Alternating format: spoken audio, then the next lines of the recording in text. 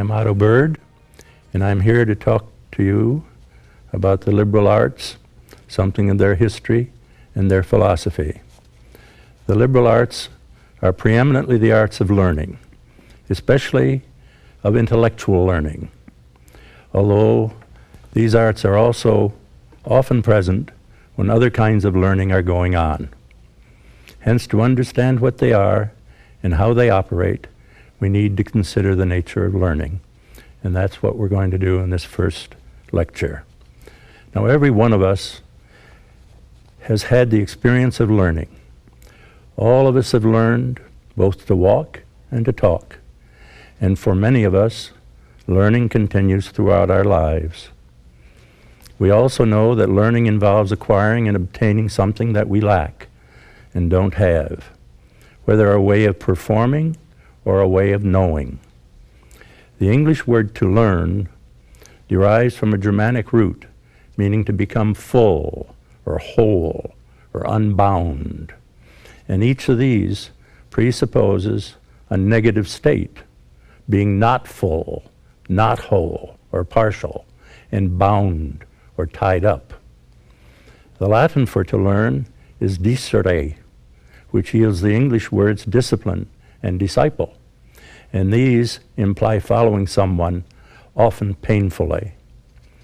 To consider these matters more fully, we need concrete examples, and at least two different kinds. One where the learning consists in the acquisition of some bodily achievement, a certain pattern of bodily activity. And second, where the learning consists in the acquisition of a symbolic facility, such as learning a language, in which bodily activity enters, but is subordinate to a pattern of symbols and signs. So let us first consider learning a game. As an example of bodily achievement, we could consider such an activity as learning to walk. However, for comparison with an activity such as learning a language, it would be better to consider a more complex examples. For this purpose, I want to consider learning to play tennis. Now, tennis, like dancing, is much more complicated than walking, and more complicated because involving much that is arbitrary or conventional. The rules of the game of tennis impose upon the bodily actions involved a form or pattern that is not determined by the movements themselves. Thus, in tennis, the action is confined within a playing court, with a net, a ball, a racket, with rules defining what a set is in a game, and a method of scoring that determines winning or losing a game. To these conventional elements, there is no parallel in walking, yet all of them must be mastered in learning to play tennis. Yet these are the least of the things to be learned. The most important of all is to learn how to act, to move arms and legs, so as to serve and return the ball, so that the opponent will fail to return it properly. The beginner at first seems all arms and legs, and when he manages to hit the ball, it either fails to clear the net or flies outside the bounds of the court. Yet all the while, the beginner has taken the utmost care with each one of his actions, such as an infant does in learning first to walk. Indeed, the obvious difference between the beginner and the expert is the conspicuous appearance in the beginner of conscious thought and action. He obviously lacks and is trying strenuously to get what the expert already possesses. The beginner often feels at first that he never will acquire facility, that he never will learn how to play tennis. He may even give up in disgust at his own awkwardness. Yet often, after what has been one of his worst exhibitions, he will return the next day, or perhaps not until the next season, and discover that he's acquired marvelously the very facility that he's been striving for with such great effort. This acquisition, which may come suddenly or only gradually over a long period, is another of the major facts about learning. It too is one of the mysteries, one summed up in a telling phrase by William James, to the effect that we learn to swim during the winter and to skate during the summer. This is to say that after exercising ourselves in certain ways and then ceasing, it is as though we continue to grow to the mode in which we were exercising ourselves. After we have so grown, we discover that we possess the facility that we strove for so unsuccessfully at the start. Such a development is evident in all our physical accomplishments. But this kind of a development, and especially the lapse of time it may involve, should be noted by every student. To be aware of it is to be forearmed against one of the great discouragements of the life of learning. The discouragement that comes when we wonder whether we are in fact learning anything and whether it is of any good. Mindful of this truth, James can say, let no youth have any anxiety about the upshot of his education, whatever the line of it may be. If he keep faithfully busy each hour of the working day, he may safely leave the final result to itself. He can with perfect certainty count on waking up some fine morning to find himself one of the competent ones of his generation in whatever pursuit he may have singled out. Silently, between all the details of his business, the power of judging in all that class of matter will have built itself up within him as a possession that will never pass away. The game of tennis has still more to teach us about learning. The accomplished player seems to take no thought of his actions.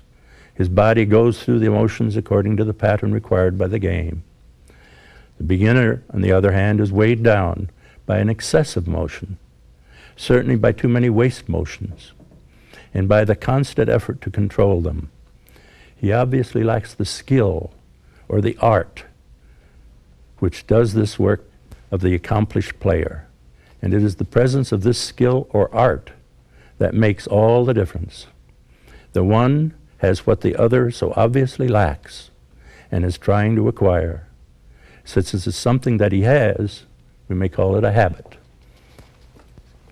Empirical psychologists have made detailed analyses of the modifications that the organism undergoes in acquiring a habit. But long before them, Aristotle and St. Thomas Aquinas were concerned to discover the kind of reality a habit is. They were not greatly concerned to analyze the kind of physiological and psychological modifications that accompany a habit, although they recognized their presence. They were more concerned to investigate what a habit is with reference to the whole human person and the kind of ontological status that it enjoys. Such questions ultimately bear more immediately upon the nature of learning than questions regarding the physiological basis of habits. It is clear that the skill or art that is acquired confers a certain quality upon its possessor. By it, he is able to perform an action which he cannot do without it, except haphazardly and with difficulty. This skill presupposes in the subject an initial ability, which may be developed and directed.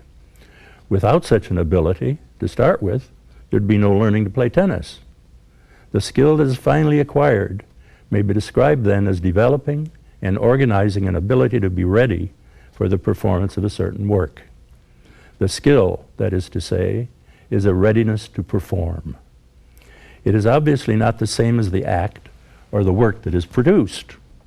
The accomplished tennis player possesses the skill even when he is not playing, although we may not be able to tell it until he actually plays the game. To distinguish the skill from its actual use, let us call it an internal development of the person. It is something he acquires by and for himself, something which no one else can do for him, a development and growing from within, rather than an accretion or a gift from the outside. There's obviously also an exterior aspect to it, something that is more or less outside us in our command, to which we must to some extent submit ourselves in order to acquire the skill that we desire. In tennis, these are first of all the rules of the game.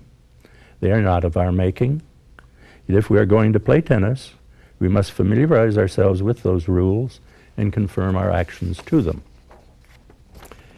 These rules are manifestly conventional in character.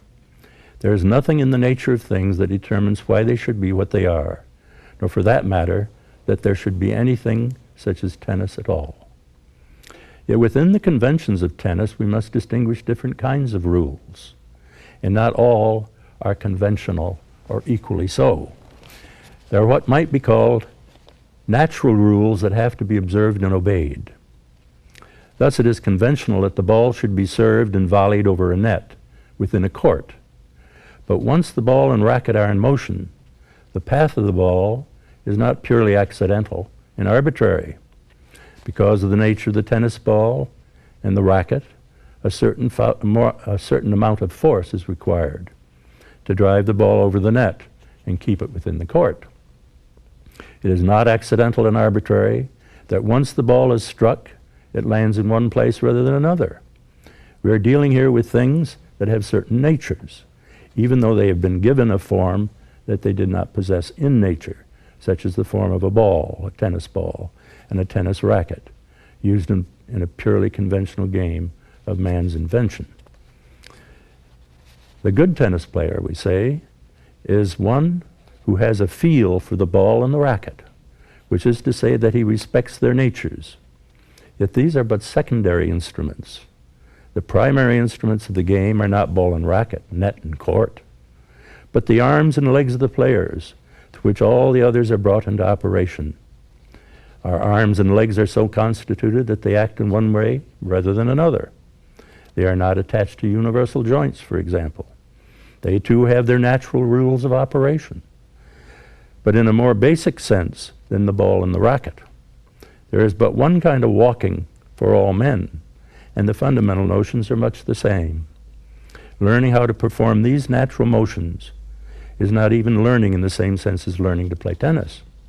Tennis, a certain pattern or structure, is imposed upon the motions of arms and legs, and this pattern is determined by the conventional rules of the game, even though these are controlled to some extent by the natural rules of the primary and secondary instruments. With this broad sense of rule, we may say that the whole task of learning to play tennis is that of learning the rules. Of these rules, we may distinguish three different kinds. Three different kinds of rules involved. First, those governing the natural motions of arms and legs. Second, those governing the motions of the racket and the ball. And third, the conventional rules of the game itself. In the actual game, the three kinds of rules are united in one series of actions. Yet the pattern of the actions is determined by the conventional rules, since the two other kinds are accommodated to it. Thus we may say that we have learned to play tennis when we have achieved mastery of those rules. It may seem far-fetched to lay such stress on the conventional rules of the game. Learning the rules, as we are using the term, obviously demands much more than a book knowledge of them. One does not know how to play tennis unless he can realize the rules in action by playing the game. The action has its own kind of natural rules, as we have seen, but the game as a whole is a certain pattern of action, and the structure of that pattern is determined by the conventional rules. What defines tennis is not the motions of arms and legs, rackets and ball, but the form that they take according to the rules of the game. It was to get this conventional element that we chose tennis as an example of bodily achievement, rather than such an activity as walking. To learn to walk, one need only continue to do what comes naturally. Something more is needed to learn to play tennis, namely, mastery of the conventional pattern that is imposed upon the natural movements. This pattern is artificial in the sense that its principle is exterior to the source of the natural movements, since it derives from the conventional rules that establish tennis as a game. Such a conventional aspect can be found in many forms of bodily activity, in all our sports and games, in the dance, and in the ceremonial actions of men in society. But as we go on to inquire into the learning of a symbolic facility, we shall find that this conventional aspect becomes even larger. If our long analysis of tennis has succeeded in isolating the elements common to all learning, we should find them appearing again in the activity of learning a language.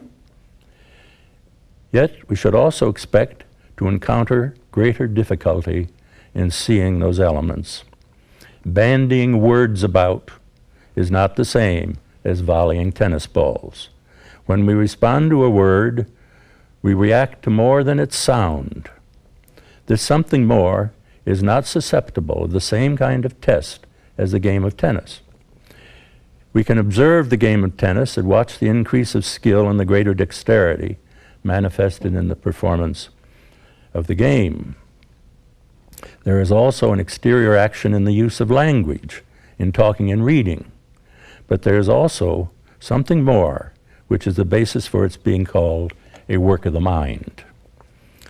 It's clear that the general elements of learning are the same, both in learning to play tennis and learning a language. Learning a language presupposes an initial ability. Communication among human persons by means of words, which is the common understanding of language, is not something that we seek in stones or oaks or cats. If the inorganic and brute creation can talk, it is another language than the language of words. The gift of words, which apparently men alone enjoy in this lower creation, presupposes an ability to use them, an initial ability. It is no less clear that learning a language finally results in the possession of a habit. Once we have learned English, each of us possesses a readiness to perform in and with the language of English. Our initial ability to learn a language is, as it were, generally directed. This is manifested in the quickness of the child to learn different languages. The acquisition of a specific language, such as English, is a perfection of this ability along just one line of development. It is even clearer than in playing tennis that learning a language involves the acquisition of art and skill in managing a conventional structure. The language we learn as children is not something we are born with, in the same way that we are born, for example, to breathing and walking. Granted a normal functioning of the bodily powers, all men breathe and walk more or less alike. But although it may be natural for men to talk by the utterance of communicative sounds, they speak with a great diversity of tongues. Any one language is a structure of signs that are in nature and function, for the most part, the conventional construct of the social group whose language it is. Even the most cursory examination of how a word or sentence functions as a sign reveals that language is both a construct and a convention. Suppose I want a person to get up from the chair in which he is sitting. I might seize him by the hands and pull him up. In this case, I have communicated the desired motion to him directly by the use of sign of arms and muscles. On the other hand, and much more likely, I might try to move him by the use of language. Many forms of linguistic expression are available for such a purpose. I might command him with a forceful, "Get up," or entreat him with the polite, "Won't you please get up?" Or if it were a case of clear and present danger, I might get him to move by yelling, "Fire." In all these instances, there is one thing in common with my actually pulling him out of the chair, and that is a direct communication of physical action. The percussion of air that I arouse by speaking strikes the listener no less directly than seizing him with my hands. Yet in the case of speech, it is not this action alone that gets him to arise. Such a direct physical motion may be a necessary condition for speech to function. You have to hear the words that I sound. But it is not sufficient. This at once becomes clear if I use a foreign language that the listener does not understand. There is still a physical action, the sound striking the ear. but he fails to make any answering motion. There is no communication. He doesn't understand. This element of understanding is essential to language and the main character that differentiates it from such an activity as playing tennis. As a physical motion, the sounding and the moving tennis ball are much the same as the sounding words, but the ball gets its corresponding action by being that and nothing more, whereas the sound will not achieve anything unless there is also the additional and different element of understanding. It may be argued that what I'm calling understanding is also a physical motion. It may be, though I do not think so. But this is not to the point here. For all I'm concerned to emphasize here is that this understanding is not the same thing as the word as a sound or material thing. It is this element of understanding which makes the connection between the sounds and the desired action, or rather it is the connection itself. It is in this connection that we can see how language is both constructive and conventional in character. The construct is immediately apparent, or at least one part of it. In using words, we move the person from the chair. I select but a few from the whole range of sounds in English that I might be able to use. And I arrange these sounds in a certain order. I construct a pattern of sounds which somehow possess and convey some modicum of understanding. The result is a construct within the English language. But the whole of English is in fact only a selection from the range of speech sounds that we are capable of making. Other languages employ sounds and principles of organization that English does not utilize at all, which is only to say that the diversity of languages exhibit different constructs of sounds with understanding. The construct of sounds that we make is related to the experience with which it is associated. Indeed, the element of understanding is just the establishment of this association. Indeed, on the one hand, there is an experience common in some way to both speaker and listener. See, in our example, that is arising from the chair. Then there is the pattern of sounds uttered by the speaker, the expression, "Won't you please get up?" Finally, and most important, is the linking of the two, the connection established between speaker and listener, the communication, revealed by the listener arising because of what he has heard. The establishing of such a connection in such a way constitutes the sign process, the act of signifying, or as is sometimes called, semiosis. In ordinary speech, this connection is a conventional one, which is to say that it is a result of human agreement. The linguistic sounds have been taken to signify as they do in a given language community. That in English, chair refers and means a chair. Through usage and custom, certain sounds have come to be selected out of the whole range of human sounds and organized in certain significant patterns. The resulting conventional construct is a specific language, English or Chinese. Conventional, as so used to characterize the language, can be opposed to natural. It then describes not the origin of language, but the modality of signification between the pattern of sounds and the experience they are associated with. How, for example, the expression man in English means a man. Talking English is a produced work. It's conventional in contrast to a natural work such as walking. The form that walking takes among human beings follows from the power and organs of walking. It is more or less the same among all. Talking, however, although it issues from powers and organs as natural to man as walking, achieves no such unique and common work, but comes to exist only as given a conventional patterning. We would have a comparable situation for walking only if walking could not be done except in the form of a dance, in which the patterns of dancing were determined by the conventions of a social group. However, the comparison limps badly, for although a dance may be significant, it can exist as a pattern of motions without any reference to its signification, whereas language does not exist at all without signification. In making this distinction, we touch upon an ancient controversy, whether language in its essence and origin is natural or conventional.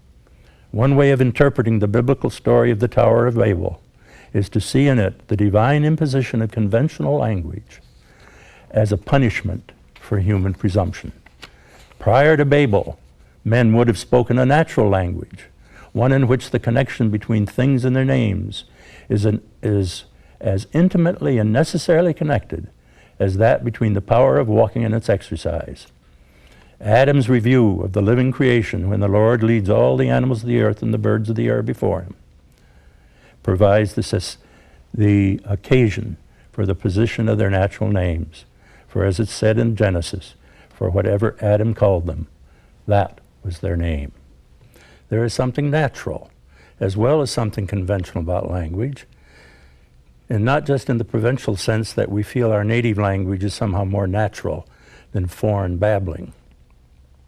The instinct of poets is sometimes surer than the science of linguists, and poets have often felt that there are natural springs of language which once tapped would sound the very heart of things.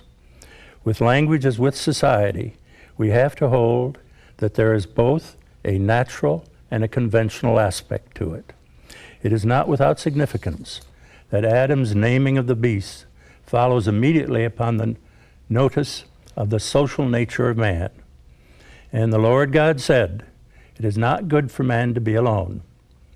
What Aristotle noted about the state holds also for language. Man is social by nature, and yet he who founded the state was the greatest of benefactors. Man is a talking animal, as much, if not more so, than he is a breathing and walking animal. And in this sense, language is natural to him.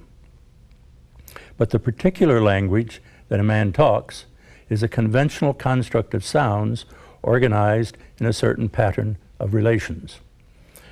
However, our present concern is not so much with the nature of language as with what it can reveal about learning. As conventional, language demands that the learner acquire skill in managing its conventions, in making and using the significant sounds in the pattern necessary for accomplishing its purpose. The importance of the conventional element appeared also from the analysis of the game of tennis. The greater richness and complexity of language makes it possible to see more clearly what this involves. At the same time, it has introduced a new element. That is, the element of understanding, which opens an entirely new dimension to learning. Exploration of this dimension is perhaps most readily undertaken through the consideration of tradition and liberal art, as these two elements appear in language. To say that language is a conventional structure, expresses a tradition, and as part of it is but to give a name to an element that has already appeared. Conventional as depending on the agreement of men in society, language is a common work and a common possession. No one individual is its sole creator, although he may contribute to its development, since language is also a developing thing. But above all, it is a heritage that is handed down from generation to generation. As a common or social work that is handed down, it is accurately named a tradition. As a tradition, language carries with it its own past. Often that past is deeply embedded, so much so that it may be used with little awareness of its deep roots. Yet that past is always there and working often in hidden and mysterious ways. As George Orwell effectively showed in his horror story entitled 1984, a society that wants to destroy all sense of the past will have to create a new language, a new speak, as he called it. Although tradition is always present and carried in a language, great effort is needed to become fully aware of it and sound its depths. Any given language possesses certain powers and limits of its own, which distinguish it from other languages. At any one time, these capacities may be more or less fully exploited. It is nonsense to claim that any use of language is equally effective as an explicitation of the possibilities of the language. Measured against the native genius of the English language, it is evident to anyone with ear and eye that Tudor and Elizabethan prose is not as fully developed as 18th century or contemporary prose. Even the ordinary writer today can write a better prose sentence than St. Thomas More, one of the greatest Tudor prose writers. This, however, confers little personal credit on the contemporary writer. He owes his skill to the developed state of the language to which More and his successors contributed, the masters who have helped to make our language what it is. The labor of acquiring language as tradition becomes more evident from considering how a language may be acquired. It is perfectly possible to acquire a language by exposing oneself to nothing but the version of current speech that occurs in a daily newspaper. Yet if we confine ourselves to such a source, we will experience little of the power of the language, of its heights and depths of which it is capable. What is worse, we will possess no standard by which to judge whether the language we encounter is poor or excellent. To experience language at the height of its power, to see how excellent it can be, to possess models that incite to emulation, to enable us to care and tend our language, so as to preserve and foster it, we must have recourse to the great masters of the language, to its great poets and prose writers. Their work is classic in the sense that it exploits the capacities of a language within its limitations. And this, as T.S. Eliot has said, is one of the basic notes of a classic. In this sense, to learn a language is to be initiated into a tradition. It is to acquire a tradition and to participate in it. This tradition cannot be denied. It can only be overlooked and neglected to the consequent loss of the work that language is capable of performing. What is thus true of language is true, as we shall see more fully later on, of all the arts and sciences. It is one of the elements of learning itself, for learning now in any area is in and part of a tradition. This conventional nature of language of which we've been talking also reveals the presence of a liberal art. We have already seen from the example of tennis how it is under its conventional aspect a work of art. The form which the game takes, the game of tennis, receives its principles of organization and operation from the conventional rules of the game and not from the spontaneous movements of the human body. The extrinsic character of the form is even clearer in the case of language. The movement of signification, whereby sound patterns are associated with experience, is not intrinsic to the sounds, but it is the product of a conventional imposition. As possessing an extrinsic principle of organization and operation, language is thus a work of art. That it is a liberal art appears from the way it differs from such an activity as tennis. If tennis has been overworked, we might take the dance, or a painting, or a house. Any would serve equally well. What is common to all of these is the production of a pattern capable of existing outside the mind and outside the signifying process. A game of tennis or a dance is a pattern of bodily movements. A painting, a pattern of canvas and pigments. A house, a pattern of brick, wood, and plaster. Each of these exhibits a pattern capable of existing separate from any concern with signification, even though some significance may also be there. With language, however, this is impossible, for although it too provides an external pattern of sounds, the sounds that I'm making in talking, it ceases to function as language if it is restricted to only the patterns of sounds and noises. In the ordinary use of language, we are always mainly concerned not with the language structure as an object in itself, but with what it is about, what it signifies and communicates, what it wants to accomplish. But with the dance, a painting, or even a house, our immediate concern is with the physical objects, and we can get great delight from them as such without bothering at all about any other significance. But with words, the interest and delight that we can get from them as things without significations is greatly restricted. The poetry of nonsense syllables, for example, is extremely rare, and poetry differs from other uses of language in having a much greater concern for words as things and structures in themselves. In fact, the specific pattern that makes language what it is cannot be derived from the words as sounds alone. It is this fact which leads linguists to claim that we have no recourse but to accept language as a fully formed functional system within man's psychic or spiritual constitution. Language exists, that is to say, as an artifact that is constructed within the mind and includes a signifying element that involves more than what is immediately given in the sound. I was speaking of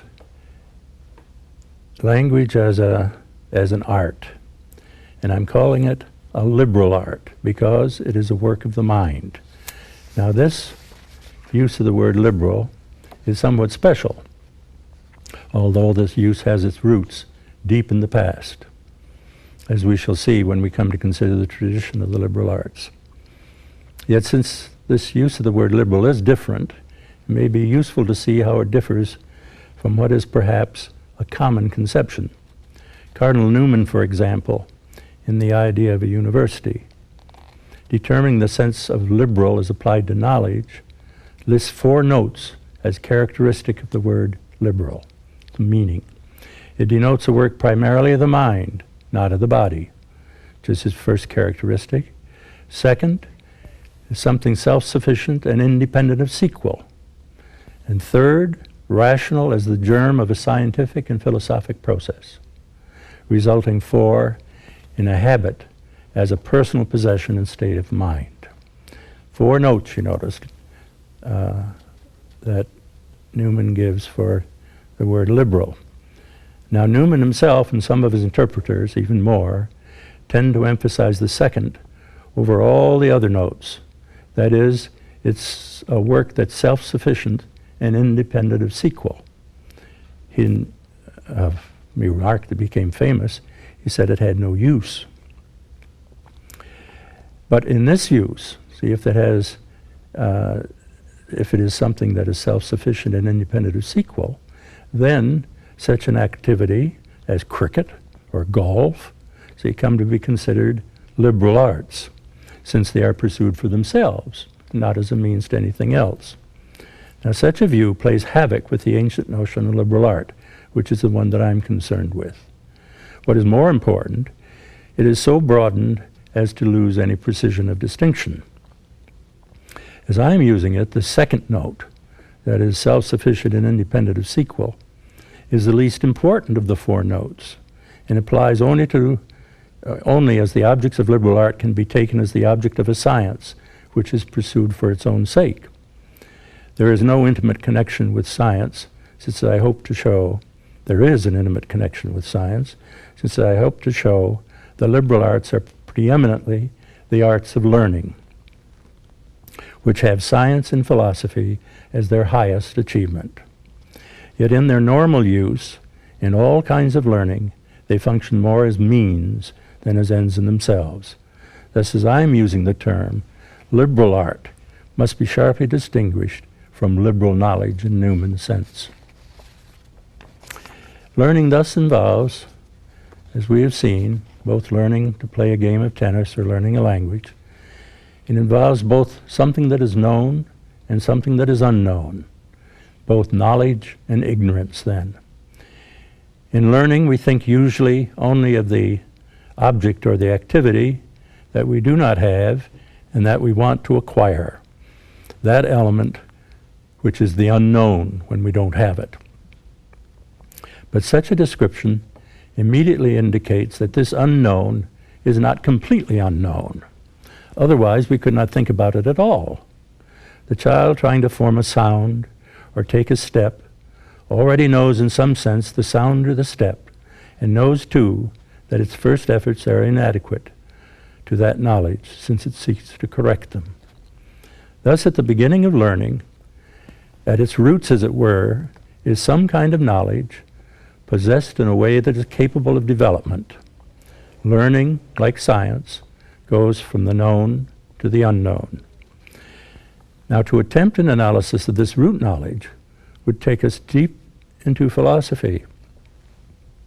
And in the case of language, very recent linguists have spoken of all of us being born with a natural instinct for language.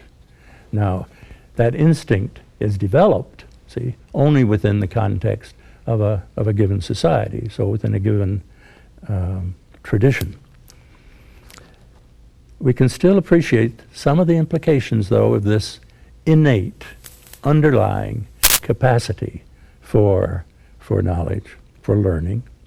If learning proceeds from something that's known in some inadequate way to something that we don't have and don't yet know, the basis and root of all our learning is in some sense already in us before we ever begin. Our ignorance is never so great, but that we already possess at least the possibility of all knowledge. This takes us to the very heart of a mystery about learning. Plato, in his dialogue entitled The Meno, has given the deepest and most provocative expression of this in his myth of reminiscence. In the dialogue The Meno, Socrates shows by questioning a slave boy how even the most unlikely possess a knowledge of truths which only the learned are thought to have acquired, by the result of much art and science. Using theorems of geometry known by Socrates, Socrates shows how the slave boy may be brought from ignorance to a knowledge of certain theorems of geometry. To account for such a marvel, he offers his myth of reminiscence.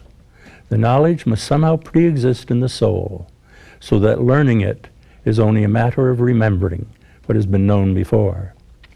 Plato offers this explanation as a myth, and it is a function of the Platonic myth not so much to explain as to focus attention upon certain facts in our experience and their implications. In this sense, the myth brilliantly focuses attention upon one of the central mysteries of learning, that all our learning supposes at the start something that is in some sense known, and whatever unknown our learning may lead us to, it can never be so completely unknown that we will not be able to recognize it. St. Augustine takes up much the same notion when he speaks of us all being born with certain seeds, certain semina of knowledge, which grow as we develop, the way a seed grows into the plant or the tree. Now, with this explanation of the roots of learning, as it were, we encounter at once a certain difficulty. If all our learning is, as it were, an unfolding of something latent within us, how can there ever be any advance or progress in learning? It would seem to rule out any radical novelty in learning and force us to conclude that there's nothing new under the sun. Yet our experience convinces us of the very opposite, of the fact no less obvious that novelty occurs, and not only what is personally novel to us as persons as we first discover what is new for us, but what is radically and objectively novel, a creative advance in the world of knowledge itself. There is another side to learning, in which we do go from the unknown to the known. Faithful to this, Plato shows in the same dialogue how by supposing as known what we do not know, we can wrestle a known from the unknown.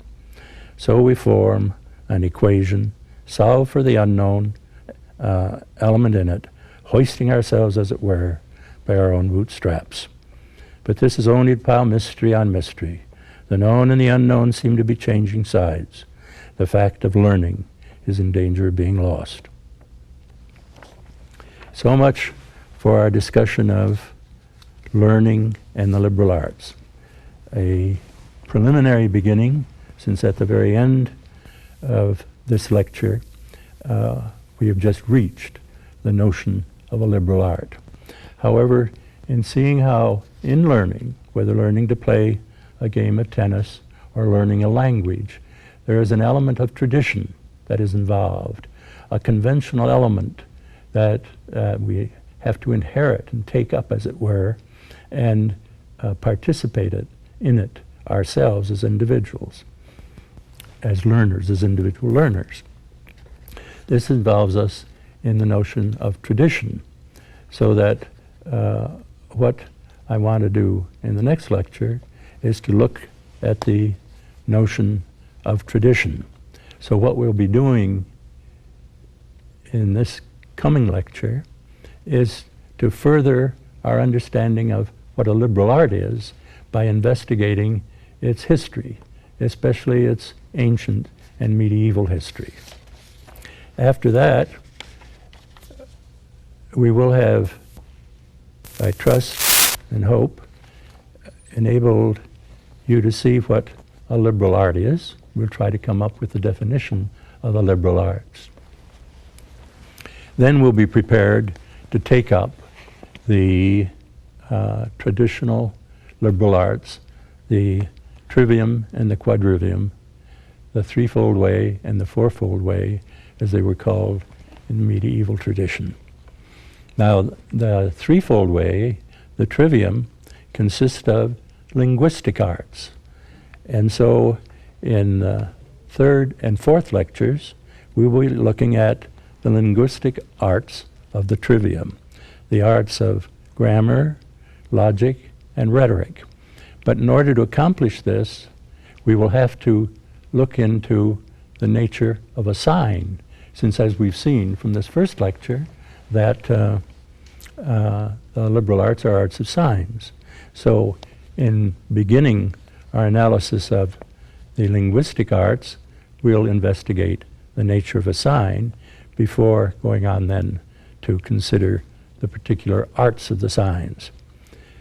We'll then be able to go on to consider the second ancient division of the arts, the mathematical arts of the quadrivium.